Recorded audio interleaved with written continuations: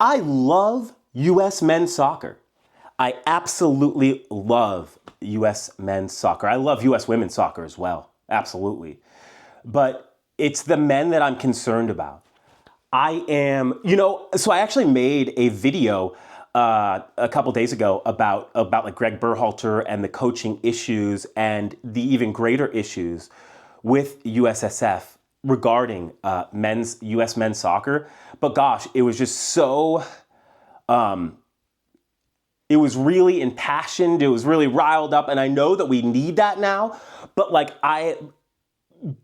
I'm really, rather than nail like Greg Berhalter to a wall, I would rather just like actually address legitimate like human concerns and also tactical concerns that I have with Greg Berhalter and U.S. men's national team. And of course, this is coming off of that 5-1 loss to Colombia, but it's way, way worse than that. And how about this? This is why I wanted to get this out there. This is why I have to get this out there, hopefully before kickoff. If the United States men win this game against Brazil 5-0, if they win 7-0, if they win 20-0, I will still be concerned. Yes. So I want to get that out there because the U.S. always have a chance to win at soccer, right? It's always possible. And but I wanted everybody to know that the possible success of today's game means absolutely nothing. It isn't even about that. It has more than, it's about more than the game. Because coaching and being a leader, in this instance of men, is absolutely about more than the game. There's just more to it. But let's break it down with tactics-wise. I mean, I used to coach at COCC, at Central Oregon Community College. I coached with another guy, Scott M. He was awesome. He was a defender, played defense. He was like a player coach, which is cool. I mean, it's like community college. That's what happens. He actually had previously played in the J League, the Japanese professional league, I believe. So I was the offensive guy. He was the defensive guy. And he always used to tell me this. He always used to tell me, C-Train, you get me one goal. That's all I need. I want to win every game 1-0. I don't even need more than one goal from your offense. Our defense should never concede. Our defense should never concede. Let's go back to that 5-1 loss against Colombia. The defense conceded. Greg Berhalter is a defensive coach who can't coach defense. One more time. Greg Berhalter is a defensive coach and he can't coach defense. His players are completely lost back there. Man marking, zone marking, they're not marking anything, yo. They're confused back there. They don't look like they have any game plan. But lest I even say that, because we are forgetting the offense. The offense is like, oh my gosh, it is like a nuclear sub potential that doesn't even have a key. They're rudderless. They're completely rudderless. Quick, you tell me what the U.S. tactics were, what their offensive tactics were against Colombia. Please, tell me. Oh, wait. Nothing. They don't have any tactics. The United States have no creativity, vision, and that up front, and that is based on the tactics. It is not based on personnel. Gio Reyna, as a human being, has vision. He has creativity. Pulisic, Weah, absolutely, of course, right? TA, Tyler Adams, Weston, they're all creative. They all have the ability up front. They are not led by a champion or leader of men up front who understands tactics. I used to teach soccer juniors and soccer toddlers, tiny soccer stars, whatever you want to call it. They were like 18-month-olds, okay? Literally, when I was coaching 18-month-olds, which is like herding stray cats, okay? So many questions, like I would tell the parents, because it was like a parent and me class. I tell parents like, hey, look, even if they touch the ball, hey, just to let you know in the future, get the ball wide, cross it in, and then shoot it in the goal. Okay, kids, all right, little ones, yep, run it down there, cross it, and get it in. They don't even have those tactics. United States men's national team, they can't even get the ball wide down the flanks, push the ball down wide down the flanks, and then cross the ball towards a front-footed 9 forward, okay? It's sickening.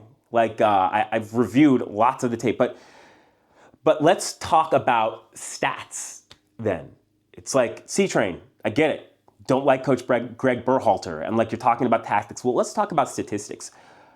In non-CONCACAF play, I believe that that's the true measure, right? When you get out of the people you are used to playing, the teams that you're used to playing, and beating up on, who honestly you have way more infrastructure and cash flow and revenue to create a better team and a bigger player pool, better quality talent, and like they're used to beating up on teams. Although, of course, Costa Rica's amazing, Panama's amazing, Mexico are really good, amazing, whatever. Canada's, but like. Still, CONCACAF is going to CONCACAF. If you know U.S. soccer, you know what I'm talking about. Outside of CONCACAF, Greg Berhalter's record with the United States men's national team is 8-7-7. It's a coin flip. So we're talking about a team that's like top 15 ranked by FIFA, I believe. Top 10 talent. I believe the United States easily has top 10 talent.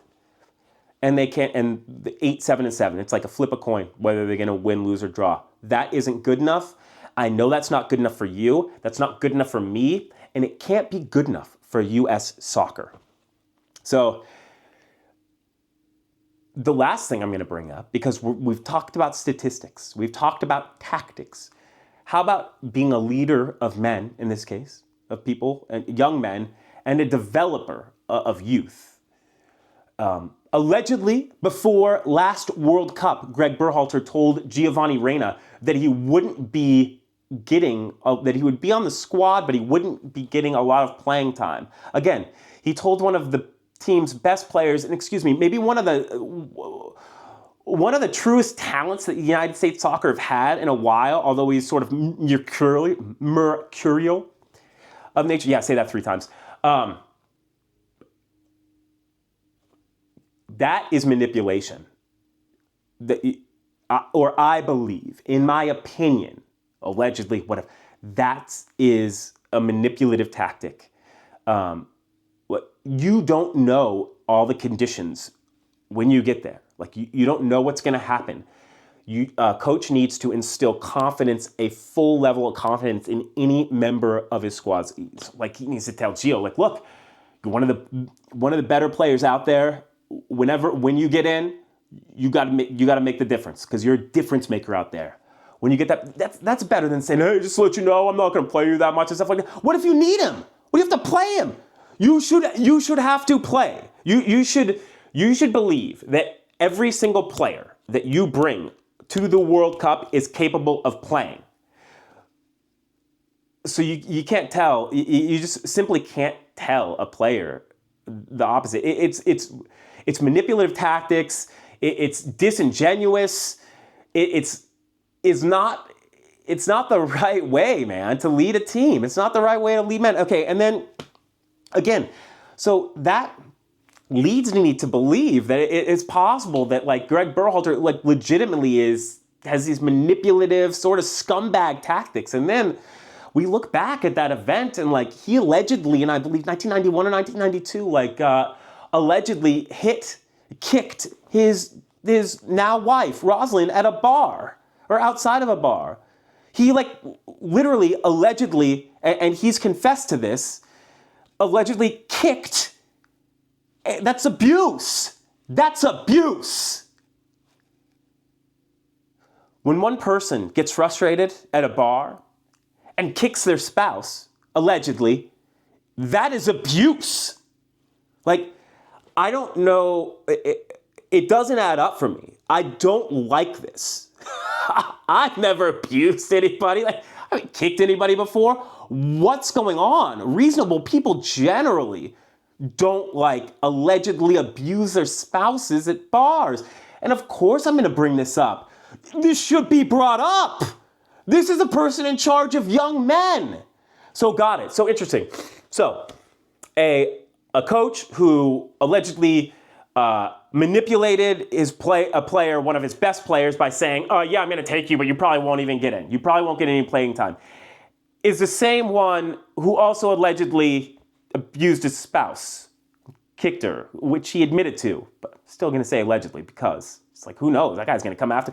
Who knows? Here's the thing. I don't think Greg Berhalter's a good person. I don't think he's a good dude. I wouldn't hang out with him. I would be afraid that he would kick one of my friends or one of my spouses. I'm not even kidding.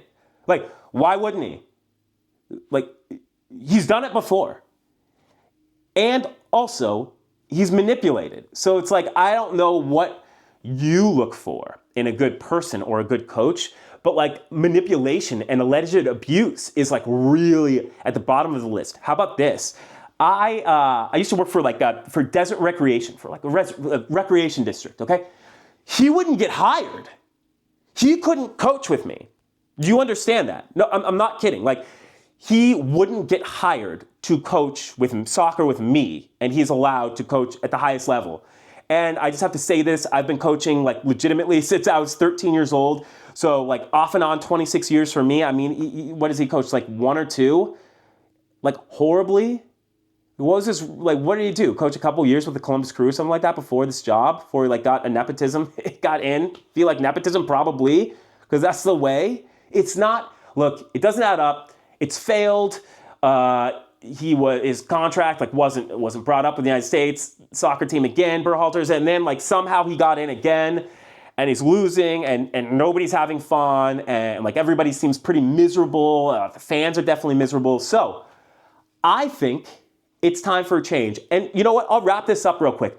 We got a game to watch. I think the United States is actually going to perform quite well. I think that they're going to do okay in this game versus Brazil, because I think that the United States players have pride.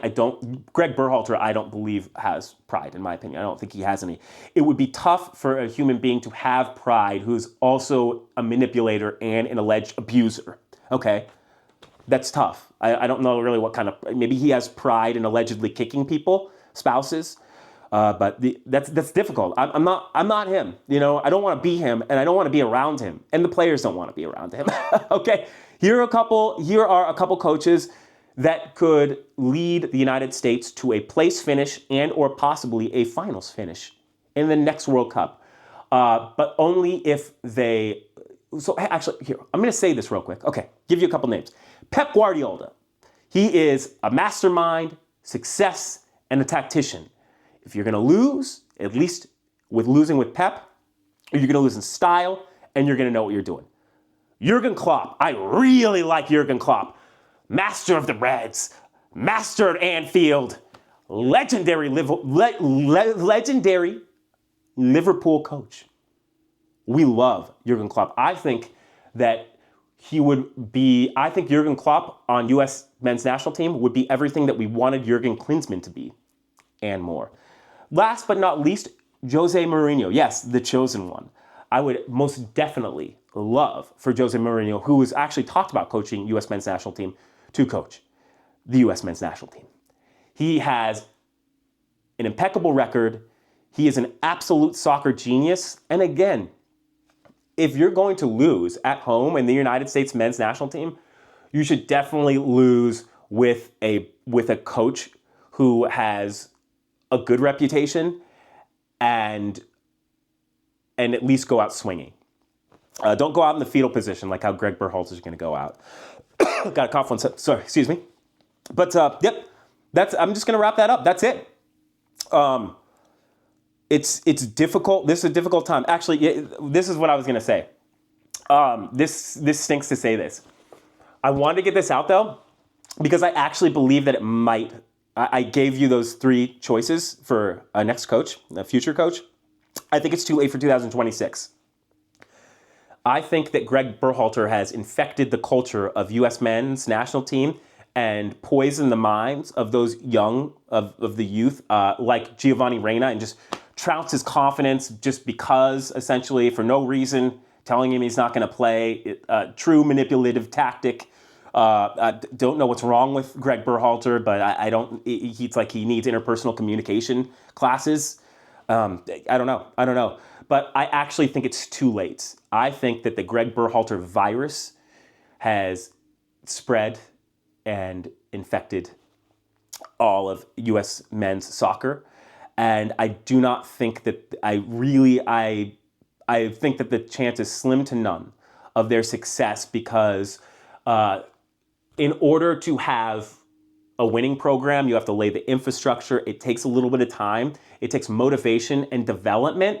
And I think that the U.S. men's national team have the talent and the roster pool to win. However, I think that that Berhalter has stunted the talent, growth, and mentality and aptitude of these players so much that I do not think that they can. It's going to take tons of luck for them to be successful next World Cup. It will take a Herculean effort by all those players to get to undo what Greg Berhalter has done and is continuing to do. It's pretty sickening. It's really sad. I had like a really motivated, my other videos like super motivated and whatnot, but I'm like actually concerned, and I'm coming from a place of legitimate concern. I've talked about alleged abuse and also manipulation. Like I don't know what to tell y'all. Like, hey, actually here, tell me what you think in the comments. Would you want your child coached by an alleged abuser?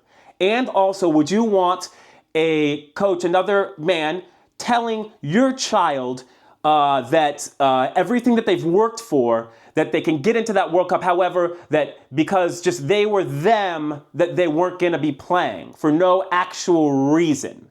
Do you want your kids to have a coach like that? Tell me what you think below. Hey, enjoy this USA-Brazil game. Have fun. C-Train out.